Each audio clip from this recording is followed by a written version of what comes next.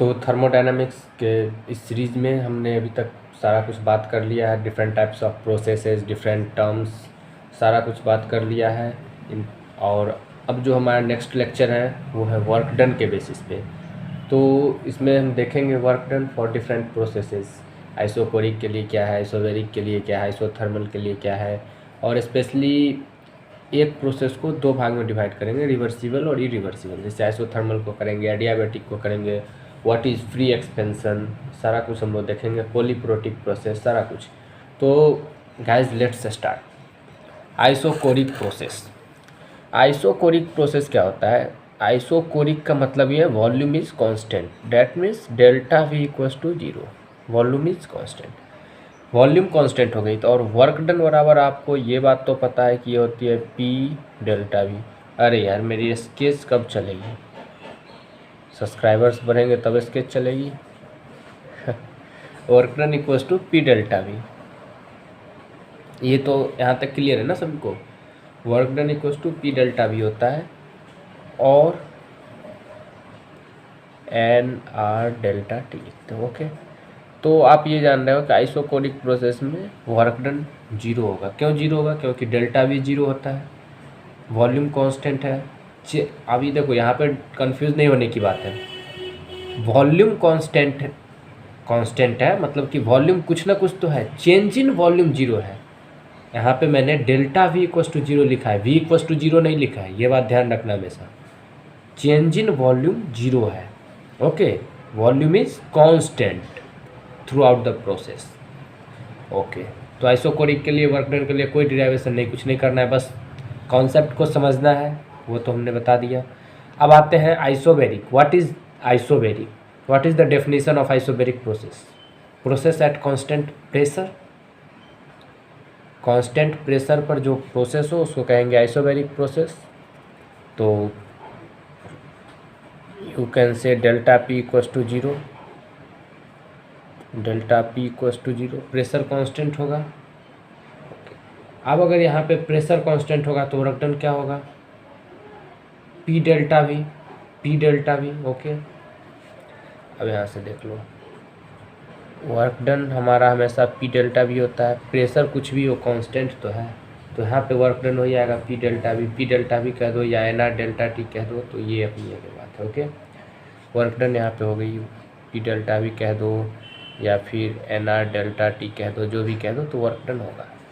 Okay, isobaric के लिए, isobaric के लिए वर्क डन होगा। ठीक है, ये कैसे होता है तो समझ लो ऐसे, इसको कुछ कोई भी ग्राफ बना दी मैंने पीवी की, ये हो गया। अब वर्क डन क्या होगा? इन दोनों सरफेस के बीच, इन दोनों पॉइंट्स के बीच में वर्क डन निकालनी है।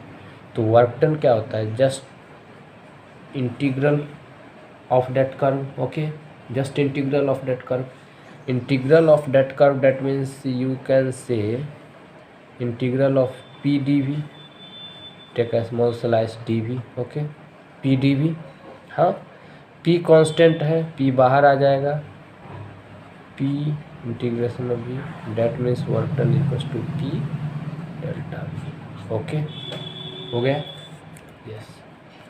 अब आते हैं आइसोथर्मल प्रोसेस। आइसोथर्मल प्रोसेस किसको कहते हैं? आइसोथर्मल प्रोसेस का मतलब है work done, sorry, temperature constant होगा। ओके सॉरी, जीरो नहीं होगा, कांस्टेंट होगा, टेम्परेचर कांस्टेंट होगा।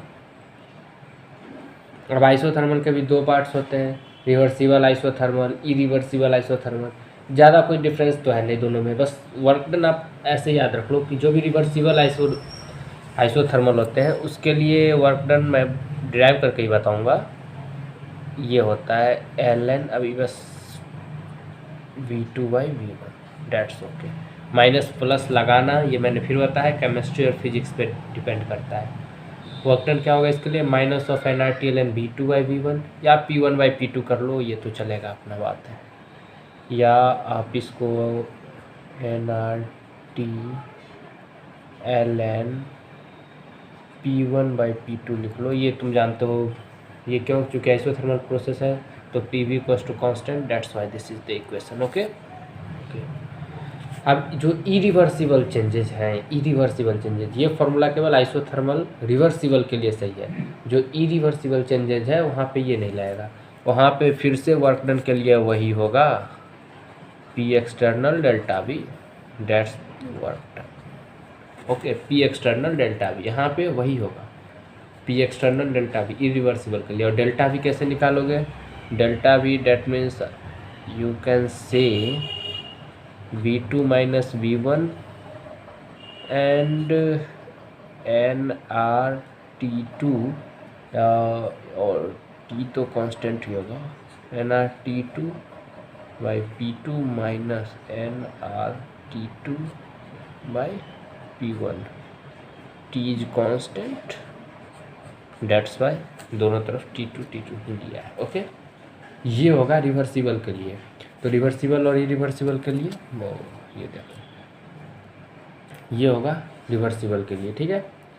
तो रिवर्सिबल के लिए ये, इरिवर्सिबल के लिए ये। यहाँ तक क्लियर है? रिवर्सिबल होगा तभी आप work done equals to minus of nRT ln V2 by V1 और ln P1 by P2 जो भी आप लगाना चाहोगे लगाओगे। लेकिन अगर लिखा रहा आइसोथर्मल इरिवर्सिबल प्रोसेस, तो इरिवर्सिबल के लिए आपको पुराने फॉर्म, मतलब जो आपका यूनिवर्सल लॉ है वर्क डन का, पी डेल्टा वी, वहाँ पे जाना पड़ेगा, P external into delta we. और डेल्टा वी आपको इनिशियल स्टेज फाइनल स्टेज दोनों तरफ से निकालनी होगी, V2 माइनस V1 करना होगा, वहाँ से डेल्टा वी आएगा और पी एक्सटर्नल आपके पास है। ओके, लेट्स गो, आगे के प्रोसेस पे चलते हैं। अब आते हैं एडियाबैटिक प्रोसेस पे। एडियाबैटिक प्रोसेस कहने का मतलब ये है कि delta Q equals to 0, there is no loss of heat, there is no transfer of heat between the system and the surrounding और to systems. Okay, delta Q हमेशा 0 होगा एडियाबैटिक प्रोसेस का, ठीक है।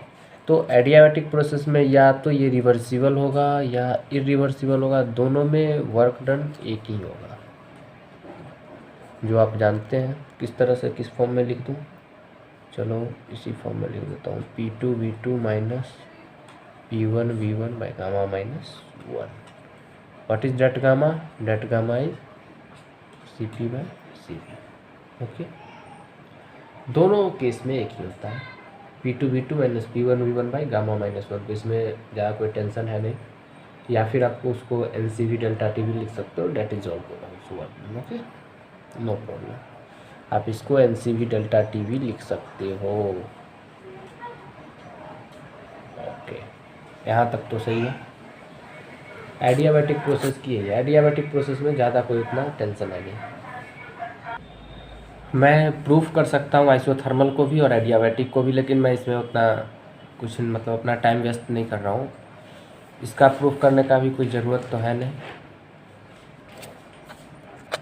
ये प्रूफ एक्चुअली कोई भी किताब में मिल जाती है, सिंपल सी प्रूफ है, इसमें कुछ करनी नहीं है। ग्राफ बना करके वहाँ से इंटीग्रल ला के किए जाते हैं प्रूफ। तो ये इजी है, इसलिए मैं कर नहीं रहा हूँ इसको। ओके, मैं एक नया टर्म बता दे रहा हूँ जिसकी ज़्यादा ज़रूरत होती है, और स्पेशली जो आपके हायर लेवल के एग्जाम्स है, like JEE advance, not in JEE mains but in JEE advance, ये एक छोटा सा टर्म होता है, कहीं पे लिख दिया जाता है, बिकॉज इससे क्या होता है कि बच्चे, तो मैं एक नया टर्म अभी बता दे रहा हूँ, वो है free expansion. That term is free expansion.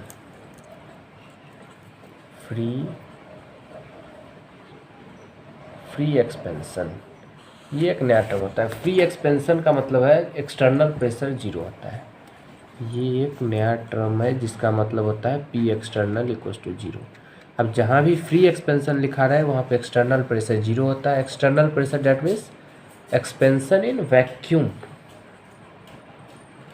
you can say expansion in space, you know space is a vacuum, yes, उसमें भी हवा होती है, स्पेस में भी नहीं, स्पेस वैक्यूम है। Okay, free expansion P external equals to 0। Free expansion का मतलब होता है expansion in vacuum. Okay, that's why the work done is also 0 for free expansion. आपको पता है ना, आप स्पेस में कुछ भी कर लो, वर्क डन नहीं लगेगी। वर्क डन होती नहीं है according to science, not according to you. आप तो कहोगे कि भैया मैंने तो स्पेस में वर्क डन करी है, कोई 5 किलो के सामान को मैं यहाँ से लेकर के वहाँ तक गया तो मैंने तो वर्क डन किया, लेकिन नहीं, according to science the work done is 0। Okay, क्यों? क्योंकि एक्सटर्नल कोई प्रेशर नहीं है। आपको किसी चीज़ को अपोज नहीं करना पड़ा है। वर्क डन तभी होता है जब किसी चीज़ को अपोज करो। बेसिकली ये समझो, वर्क डन का बेसिक ये समझो तुम कि आप मान के चलो वर्क डन एक तरह से एनर्जी लॉस है। आप तो ये जानते हो ना, जब भी आप कुछ समझ में ना आ रहा हो, कहीं पे एनर्जी हो, कहीं पे वर्क डन हो, बहुत मतलब खास करके मैकेनिक्स में आप आ जाओ वर्क एनर्जी थ्योरम में, ओके, तो आप यहाँ पे क्या करते हो, वर्क एनर्जी थ्योरम में क्या करते हो, जस्ट आप वर्क जितना हुआ उतना इक्वल्स टू एनर्जी कर देते हो। तो अगर इस तरह से आपको समझना है तो आप ये समझ लो कि अगर एक्सटर्नल प्रेशर है तो मेरे को उसको अपोज करना पड़ेगा। मेरे को अगर उसको अपोज करना पड़ेगा, मान चलो कुछ भी, मैं ये यहाँ पे रखा है, इसको एक्सटर्नल प्रेशर है ना, इस पर एक तो एटमॉस्फेरिक प्रेशर ऊपर से इसको दबा रहा है, एक नीचे से इसका वो ग्रेविटी है। तो अब मैं अगर इसको उठा रहा हूँ तो एक इसको अपोज कर रहा हूँ, ग्रेविटी को अपोज कर रहा हूँ तो वर्क डन तो हुई, क्योंकि एक्सटर्नल प्रेशर है, कोई एक न एक फोर्स है जिससे मेरे को लड़ना पड़ रहा है, इसलिए वहाँ पे वर्क डन होता है। अब स्पेस में जाता हूँ, ना ही ऊपर से कोई एटमॉस्फेरिक प्रेशर है, ना ही नीचे से कोई ग्रेविटी है, तो कोई वर्क डन ही नहीं, क्योंकि कोई ऐसा प्रेशर ही नहीं है जिसको मतलब मैं अपोज करूँ, जिससे मेरी लड़ाई हो। तो इसको बस ऐसे रखा, ऐसे रखा, ऐसे रखा, कहीं भी रख दिया, all conditions are same, okay, that's why the work done is zero according to science. Okay, polytropic process, ये अगला प्रोसेस है। अभी तक हमने आइसोबैरिक पढ़ लिया, आइसोकोरिक पढ़ लिया, आइसोथर्मल पढ़ लिया, एडियाबैटिक पढ़ लिया। अब पॉलीप्रोटिक प्रोसेस ये क्या होता है, जैसे आपने पीवी का power gamma equals to constant पढ़ा होगा ना, ये कौन सी प्रोसेस है, ये जो प्रोसेस है ये तो एडियाबैटिक है, एडियाबैटिक है, ओके। अब इसी में एक नया प्रोसेस ले लो,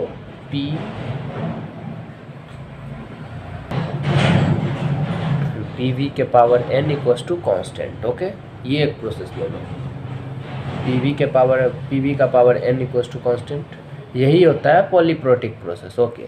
अब एन गामा नहीं हो सकता, एन 1 नहीं हो सकता, क्यों, क्योंकि गामा होगा तो एडियाबैटिक हो जाएगा, अगर 1 हो गया तो PV equals to constant isothermal हो जाएगा, बात समझ रहे हो। एन इन्फिनिटी भी नहीं हो सकता, क्योंकि अगर इन्फिनिटी हो गया तो आइसोकोरिक प्रोसेस हो जाएगा, इन्फिनिटी हो गया तो आइसोकोरिक प्रोसेस हो जाएगा ये। तो ये सारे चीज़ भी नहीं हो सकते, एन इवन जीरो भी नहीं हो सकता, एन अगर जीरो हो गया तो पी का पावर 0 1 मतलब P equals to constant, N zero भी नहीं हो सकता, ये चारों चीज़ नहीं हो सकते हैं, ओके ओके ओके, समझ गए यहाँ तक। ना ही एन गामा हो सकता है, ना ही 1 हो सकता है, ना ही इन्फिनिटी हो सकता है, इसके अलावा जो भी नंबर हो जाए, 2 हो जाए, 4 हो जाए, 6 हो जाए, इवन 3 कुछ भी हो जाए, 7/3 हो जाए, कुछ भी हो जाए, लेकिन वो 4 नंबर छोड़ करके कुछ भी हो जाए चलेगा, इसी को कहते हैं पॉलीप्रोटिक प्रोसेस। अब पॉलीप्रोटिक प्रोसेस में भी वर्क डन है, वो इसका वर्क डन क्या होता है, just same P2 V2 minus P1 V1 by gamma -1 पे जहाँ पे n-1 कर दो, बात खत्म, सेम, कुछ भी नहीं है, पॉलीप्रोटिक प्रोसेस कुछ भी नहीं है। बस जब इसकी आप वर्क डन लिखोगे तो बस P2 V2 minus P1 V1 लिखोगे, बाई गामा -1 के जगह पर n-1 लिख दोगे। हीट कैपेसिटी मैंने उस समय नहीं बताई थी पॉलीप्रोटिक प्रोसेस की, क्योंकि मैंने सोची थी प्रोसेस के साथ ही बता दूँगा, तो ही बता देता हूँ। ये CV plus R into 1 minus n, ये होती है heat process, CV plus R by 1 minus n, 1 minus n, बस ये दो चीज़ है, बहुत सिंपल है वैसे तो, याद कर लेना इसको, और क्या, बाकी सारी चीज़ें सेम ही है। पॉलीप्रोटिक प्रोसेस में यार ऐसा कुछ तो है नहीं जो बता सकूं मैं, ये बता ही दिया है कि पीवी के power n equals to constant है, n गामा नहीं हो सकता, 1 नहीं हो सकता, 0 नहीं हो सकता, इन्फिनिटी नहीं हो सकता, क्यों नहीं हो सकता ये भी मैं बता चुका हूँ, ओके। वर्क डन क्या होता है बता दिया, P2 V2 minus P1 V1 by n-1, C क्या होता है, CV plus R by 1 minus n, okay. अब कुछ बचा नहीं।